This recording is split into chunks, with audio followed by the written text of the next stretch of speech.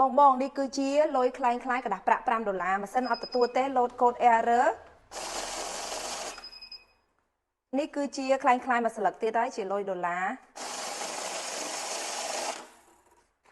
ចាបងប្អូនអញ្ចឹងម៉ាសិនហប់លុយខាងយើងមានមុខងារជួយចាប់លុយคล้ายៗជាពិសេសតែម្ដងណាបងអញ្ចឹងខ្ញុំធ្វើការហប់លុយឲ្យបងមើល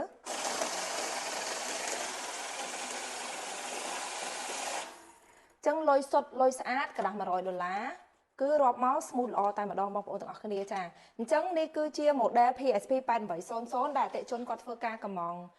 ឥឡូវចូល stock ឲ្យបងប្អូនដាច់ stock ប្រហែលជាចិត្តមួយខែដែលបងប្អូនគាត់ប្រើគឺគាត់មានទំនុកចិត្តឲ្យគាត់ប្រើស្រួលគាត់កម្មងឲ្យកម្មងទៀតនេះគឺជាអតិជនដែលគាត់ធ្វើការកម្មងរងចាំណាបងប្អូនឥឡូវចូល stock ថ្មីខ្ញុំធ្វើការរៀបចំជូនគាត់ភ្លាមតែម្ដងហើយធ្វើ promotion ពិសេសជូនបងតម្លៃត្រឹមតែ$189តែប៉ុណ្ណោះដែលម៉ាសិនហ្នឹងពីមុនយើងលក់តម្លៃ210មកតម្លៃពេញបងប្អូនអញ្ចឹងយើងថែម3គូសលុយ$ខ្លៃៗដែលមានតម្លៃ$6ក្នុងមួយដើមនេះជូនបង free មួយហើយ